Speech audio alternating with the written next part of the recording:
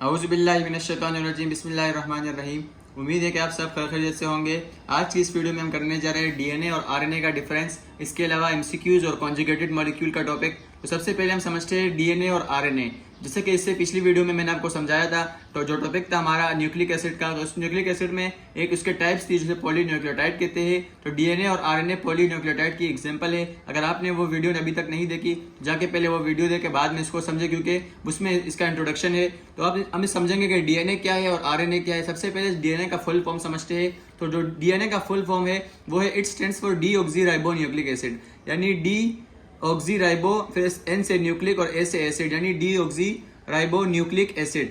और इस तरह आरएनए का क्या है कि राइबोन्यूक्लिक एसिड, तो it stands for ribonucleic acid. फिर इसके बाद स्ट्रैंड, यानी ये कितने धागों पर मुश्तमिल होता है, तो इट इज डबल स्ट्रैंडेड, यानी जो डीएनए का स्ट्रक्चर होता है वो दो धागों से इस तरह मिला हुआ होता है, जबकि आरएनए इसके अपोजिट है, वो एक सिंगल स्ट्रैंड यानी एक सिंगल धागे से बना हुआ होता है। इसके अलावा शुगर, कि डीएनए में कौन सा शुगर पाया जाता है और आरएनए में कौन सा शुगर पाया जाता है। तो डीएनए के पास जो शुगर होता है उसे डीऑक्सीराइबोज शुगर कहते हैं। डी का मतलब होता है कमी और ऑक्सीराइबोज मतलब ऑक्सीजन की कमी होती है। इस तरह जैसे कि फॉर्मूले आपको मैंने समझाया था कार्बोहाइड्रेट के टॉपिक में कि C5H10O को भी 5 होना चाहिए, लेकिन डीएनए में डीऑक्सी यानी एक ऑक्सीजन की कमी है तो ऑक्सीजन 4 है, जबकि राइबोज जो आरएनए है उसमें मुकम्मल फॉर्मूला बिल्कुल सही है, इसमें ऑक्सीजन की कमी नहीं है, यानी C5H10O5।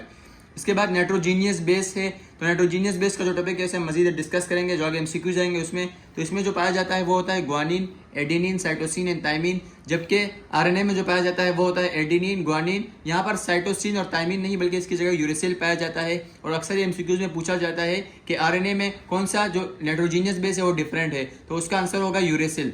उसके बाद टाइप्स की बात करें तो डीएनए की कितने टाइप्स है, आरएनए की कितने टाइप्स है। तो डीएनए की हमारे पास कोई टाइप्स नहीं आती, जबकि आरएनए की 3 टाइप्स है। मैसेंजर आरएनए यानी वो मैसेजेस को जो फॉरवर्ड और बैकवर्ड करता है हमारी बॉडी में। इसके अलावा ट्रांसफर आरएनए है और इसके अलावा राइबोसोमल आरएनए है। ये था डिफरेंस बिटवीन डीएनए और आरएनए। आपने इसी तरह लिखना है, उसके इंशाल्लाह आपको अच्छे मार्क्स भी मिलेंगे। और ये बहुत इंपॉर्टेंट शॉर्ट क्वेश्चन है, क्योंकि अक्सर हर साल तकरीबन आया हुआ है।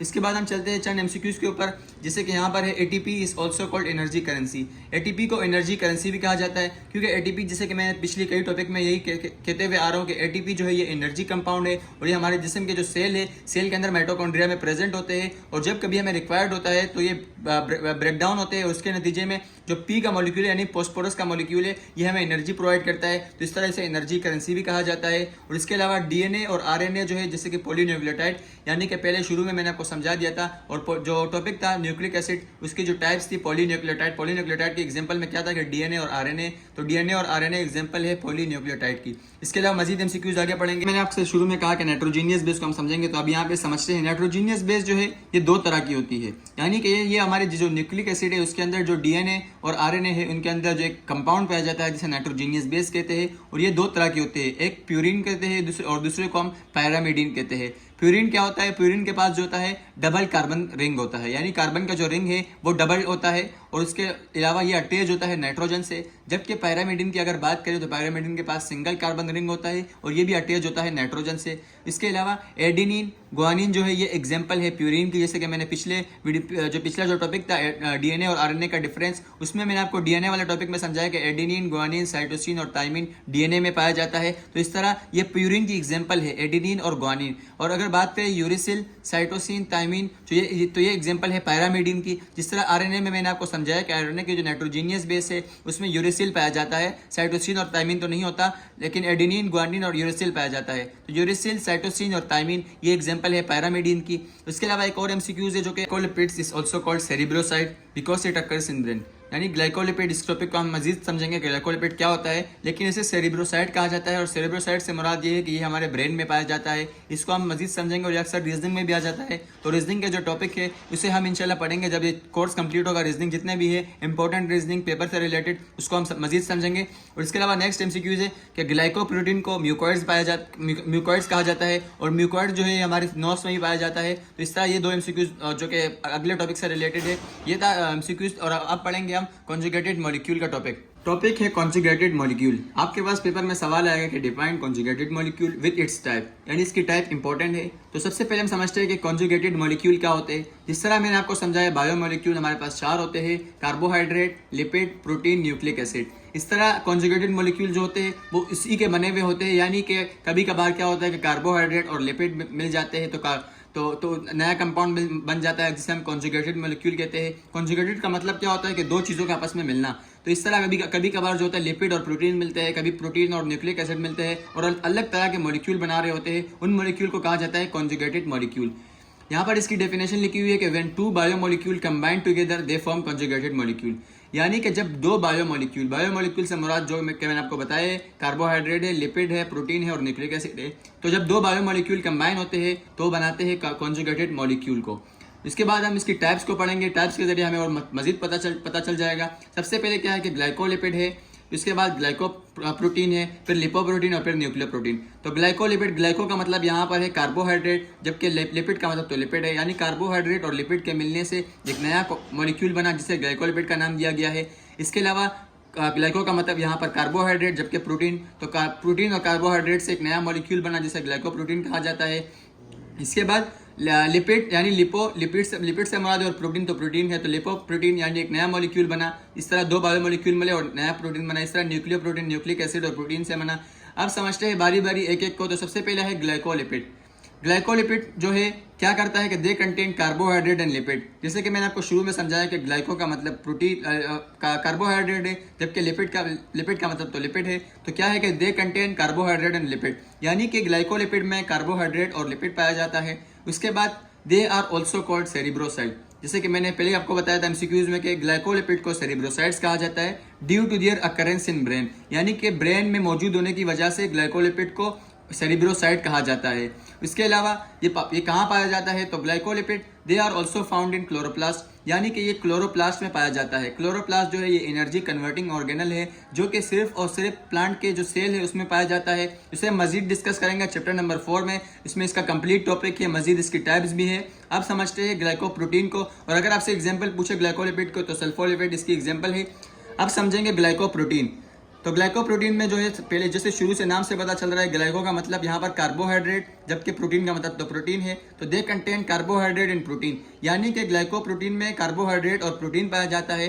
They are also called mucoids. इस तरह एमसीक्यूज में मैंने आपको कहा था कि ग्लाइकोप्रोटीन को म्यूकॉइड्स भी कहा जाता है, यानी कि म्यूकॉइड्स जो है ये हमारे जो नोस है उसके अंदर पाया जाता है। और इसके अलावा they are present in cell membrane, यानी कि जो सेल मेम्ब्रेन है, सेल के ऊपर एक मेम्ब्रेन पाई जाती है जिसे सेल मेम्ब्रेन कहा जाता है, उसमें ग्लाइकोप्रोटीन पाया जाता है।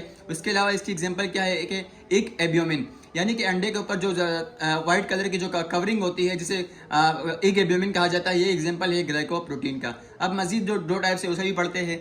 थर्ड टाइप है लिपोप्रोटीन। तो लिपो से यहाँ पे लिपिड मुराद है और प्रोटीन तो प्रोटीन है। तो यहाँ पर क्या है पहला पॉइंट कि they contain lipids and protein, यानी कि लिपोप्रोटीन में लिपिड और प्रोटीन पाया जाता है। इसके अलावा ये क्या है, they are responsible for transport of lipid in the blood. Lipoprotein जो है ये इसके लिए रिस्पॉन्सिबल है कि जो हमारी ब्लड है उसके अंदर लिपिड की ट्रांसपोर्ट करता है। इसके अलावा the membrane of mitochondria endoplasmic reticulum also made up of lipoprotein, यानी कि जो माइटोकॉन्ड्रिया है एंडोप्लाज्मिक रेटिकुलम है, इसे हम मजीद डिस्कस करेंगे चैप्टर नंबर 4 में, जिसमें इसका कंप्लीट टॉपिक होगा। उसके ऊपर एक मेम्ब्रेन होता है, यानी एक कवरिंग होती है, और वो कवरिंग बनी हुई होती है लिपोप्रोटीन की। इसके अलावा nerve sheets are made up of protein. जो नर्व शीट्स है, यानी मिसाल के तौर पर जो हमारे नर्वस सिस्टम है वहाँ पर जितनी भी नर्व वेसल्स निकलती है उसके ऊपर जो शीट होते हैं उसके अंदर एक शीट जो एक कवरिंग टाइप होती है वो भी बनी हुई होती है लिपोप्रोटीन की। उसके बाद लास्ट टाइप है न्यूक्लियोप्रोटीन, और इसका जो एग्जाम्पल है लिपोप्रोटीन का वो एग्जाम्पल है कोलेस्ट्रॉल। उसके बाद है न्यूक्लियोप्रोटीन। तो इसकी यहाँ पर क्या है कि ये न्यूक्लियोप्रोटीन का इतना ज़्यादा डिस्कशन यहाँ पर नहीं किया गया है। सबसे पहला क्या है कि ये न्यूक्लियो से मुराद है न्यूक्लिक एसिड और प्रोटीन से मुराद प्रोटीन है। तो यहाँ पर यही लिखा है कि they are composed of nucleic acid and protein, यानी कि न्यूक्लियो प्रोटीन बना हुआ होता है न्यूक्लिक एसिड और प्रोटीन का। और इसके अलावा जो न्यूक्लियर मेम्ब्रेन है वो भी बना हुआ होता है न्यूक्लियो प्रोटीन। न्यूक्लियर मेम्ब्रेन क्या होता है, मिसाल के तौर पर सेल के अंदर न्यूक्लियस होता है, तो न्यूक्लियस के ऊपर भी एक मेम्ब्रेन होता है जिसे न्यूक्लियर मेम्ब्रेन कहते हैं, और वो मेम्ब्रेन बना हुआ होता है न्यूक्लियो प्रोटीन का। यहाँ पर मजीद 2 MCQs है, उसे भी डिस्कस कर लेते हैं। सबसे पहला क्या है, ये एक प्रोसेस है कि इस प्रोसेस में क्या होता है कि the process in which DNA transfers information to messenger RNA, it is known as transcription. ये MCQs में पूछा जाता है कि जब DNA के पास कोई मैसेज आता है तो वो मैसेज किसको पास करता है, मैसेंजर RNA को। मैसेंजर RNA जो मैसेज ट्रांसफर करता है उसे कहते हैं ट्रांसक्रिप्शन। अब मजीद इसके आगे दूसरा MCQ इसी का है कि जब मैसेज जाता है मैसेंजर RNA के पास, इस प्रोसेस को तो ट्रांसक्रिप्शन कहते हैं, लेकिन मैसेंजर RNA ये मैसेज ट्रांसफर करता है ट्रांसफर आरएनए को, यानी ट्रांसफर आरएनए दूसरा टाइप है आरएनए का, उसको ट्रांसफर करता है। और जो ट्रांसफर आरएनए यानी टीआरएनए है, ये इंफॉर्मेशन ले जाता है राइबोसोमल आरएनए के पास, और राइबोसोमल आरएनए इससे बनाता है प्रोटीन, और इस प्रोसेस को कहते हैं ट्रांसलेशन। यानी क्या होता है, सबसे पहले डीएनए के पास एक इंफॉर्मेशन आती है जिसमें ये मैसेज ले जाता है मैसेंजर आरएनए के पास। मैसेंजर आरएनए का जो प्रोसेस है इनके दरमियान ये कहलाता है ट्रांसक्रिप्शन। फिर मैसेंजर आरएनए से ये मैसेज चले जाता है टीआरएनए यानी ट्रांसफर आरएनए के पास, और ट्रांसफर आरएनए इसको ट्रांसफर करता है राइबोसोमल आरएनए के पास, और राइबोसोमल आरएनए इससे बनाता है प्रोटीन, और इस प्रोसेस को कहते हैं ट्रांसलेशन। ये था 2 एमसीक्यूज इस चैप्टर से रिलेटेड। यहाँ तक हमारा चैप्टर नंबर 2 मुकम्मल हो गया है, और उसके जो एमसीक्यूज है यानी बुक के एमसीक्यूज उसको हम नेक्स्ट वीडियो में डिस्कस करेंगे, और रिमेनिंग टॉपिक जो है यानी रिमेनिंग जितने भी चैप्टर है मजीद वीडियोस में हम उन्हें भी डिस्कस करेंगे। और अगर आपको इस टॉपिक समझ आ गया है तो हमारे चैनल को सब्सक्राइब करें, वीडियो को लाइक करें, और आज के लिए बस इतना ही। अल्लाह हाफिज़।